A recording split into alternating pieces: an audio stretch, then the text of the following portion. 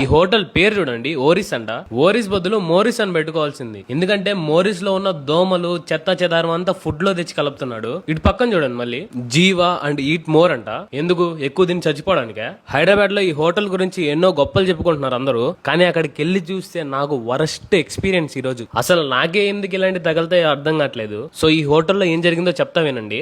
వెళ్ళగానే నాకు బాగా ఇష్టమైన పానీపూరి అయితే ఆర్డర్ చేశాను. అసలు నేను హోటల్ కి ఎంత ఆకలితో వెళ్ళానంటే బయట చెప్పే గొప్పలకి చాలా గట్టిగా తిందామని వెళ్ళాను, కానీ దాంట్లో చూస్తే పైన దోమ తేలుతా ఉంది. ఇంకా నేను ఏం తినాలి చెప్పండి? ఇక్కడ మనకు కనిపించే దాంట్లోనే ఇలాంటి దోమలు అవి ఇవి పడుతుంటే లోపల కిచెన్ లో ఇంకెన్ని బల్లెలు ఎలుకలు ఉన్నాయో మనకేం తెలుసు?